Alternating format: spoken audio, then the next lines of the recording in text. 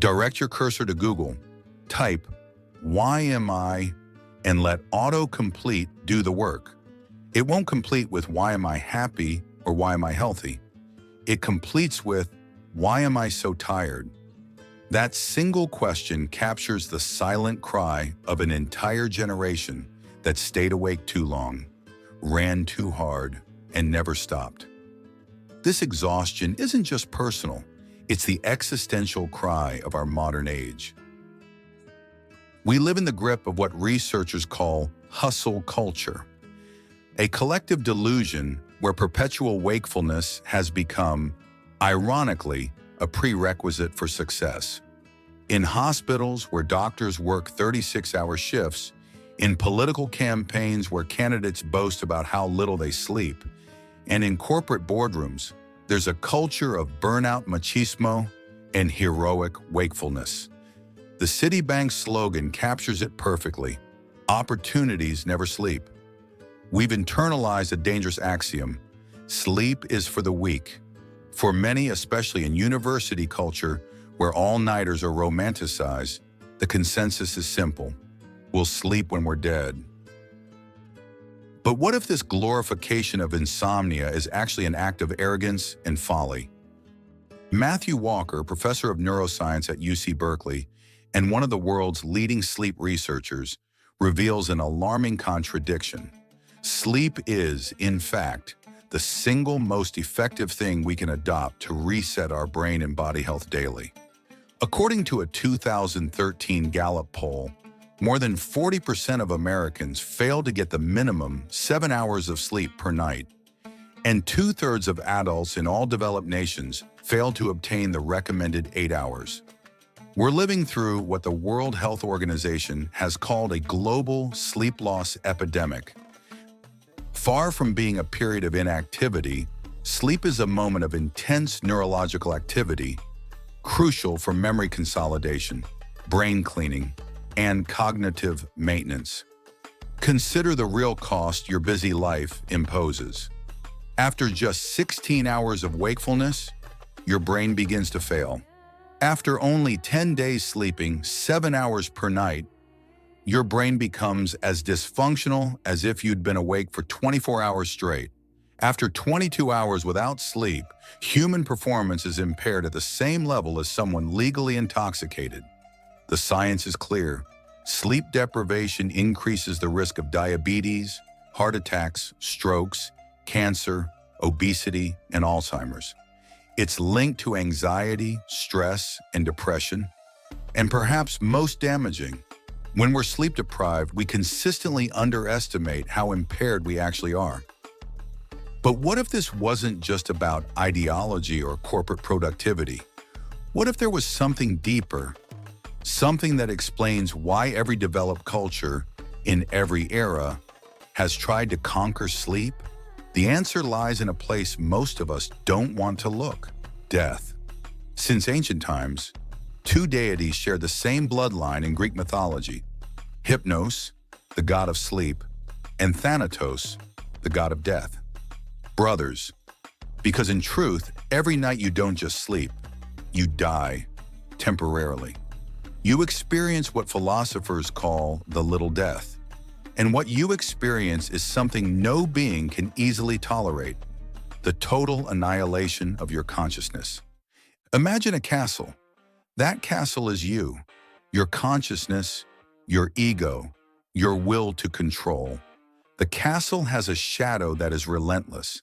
That shadow is non-being, death, finitude, the nothingness awaiting us all. For centuries, the castle tried to fight that shadow. It stayed awake 24 hours, built walls even higher.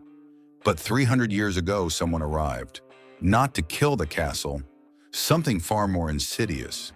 It stole daylight, forced continuous work, sold pills to stay awake, and drugs to sleep when exhaustion finally creates its own darkness. All so the castle would never have to look at its shadow, never have to confront that death is inseparable from being alive. That visitor is capital, and Mark Fisher, a 21st century Marxist thinker, described it perfectly. Capital is an insatiable vampire, an abstract parasite, a zombie maker. Because it's not enough to exploit your work.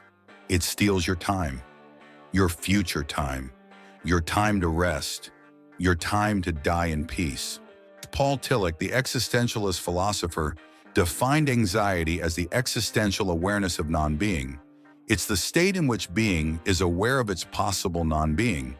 The anxiety of fate and death is one of 3 forms of existential anxiety, and it's the most fundamental, universal, and inescapable.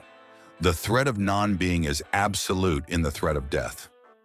Yet even if you lived in an idyllic community, away from emails and corporate pressure, you would still fear sleep. Why? Because the root isn't social, it's existential. It's baked into the human condition itself. You know that sound a car engine makes when someone puts it in high RPM? That irritating hum that seems like it will never stop? That's your nervous system when you're chronically sleep deprived. Your body doesn't rest. Your sympathetic nervous system stays activated. Your mind is screaming, "Alert! Alert! Alert!" And here's the perverse thing.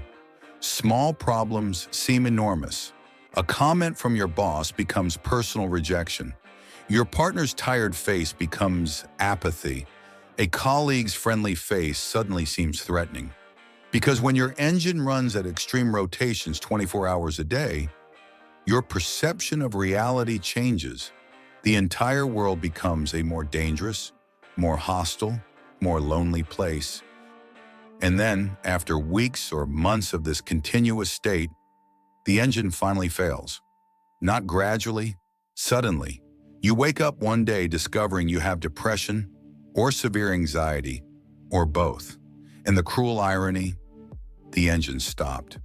You're sleeping 14 hours a day, but you still feel exhausted, still feel empty, because the tiredness isn't just physiological, it's existential.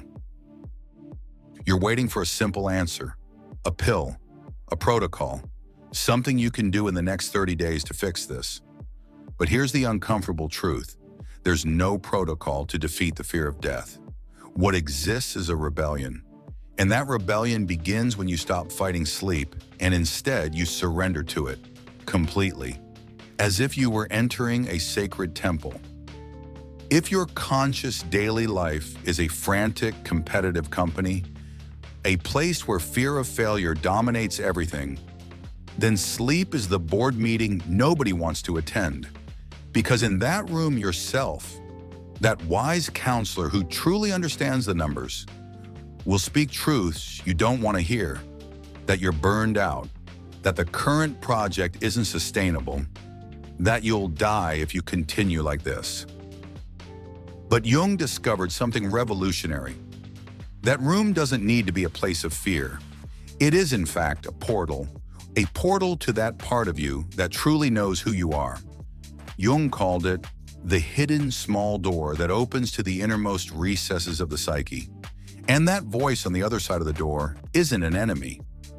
It's your own wisdom, your deepest self. In the Dzogchen tradition of Tibet, there's a practice called sleep yoga. But here's the crucial distinction that changes everything. It's not to avoid sleep. It's to maintain consciousness within it. Because Tibetan masters discovered something Western neuroscience is only beginning to confirm. The way you sleep is a rehearsal for the way you die. Tenzin Wangyal Rinpoche, a modern Tibetan master, asked a disturbing question. If you cannot maintain consciousness in a dream you have every night, what is your chance of maintaining consciousness when death arrives? In other words, you're practicing dying every night. The question is, are you practicing with your mind awake or asleep? Kierkegaard said something disturbing. The figure that dazzles everyone in the wild rapture of pleasure is, in fact, death in disguise. That feeling of always running, always striving, never doing enough, that's not life. That's death masked as a party. You're dancing with death and thinking you're dancing with life. But there's a different dance possible, one where you confront death eye to eye, every night when you sleep, and say, "You don't scare me, I accept you. And because I accept you, I can finally live. So if you wake up tomorrow deciding to practice this courage, here are 4 simple steps. First, recognize the illusion, the life you think you're living. You're constantly dying, and denying it is what keeps you awake. Second, cultivate stillness. Your ego needs to become comfortable with silence. No noise, no stimuli, no urgencies. Stillness burns worries. Third, surrender. Sleep is an act of surrender, and surrender isn't weakness, it's wisdom. Fourth, embrace your finitude. If important things will disappear when you die, you can let them fall now every night when you sleep. Because at the end of each day, when you close your eyes and surrender to the depth of your nature, when you stop fighting and simply let sleep come, the rest is your life. The library inspiring this journey is linked below. New doors to the enigma open every Thursday and Sunday, where the clarity of reason meets the threshold of mystery.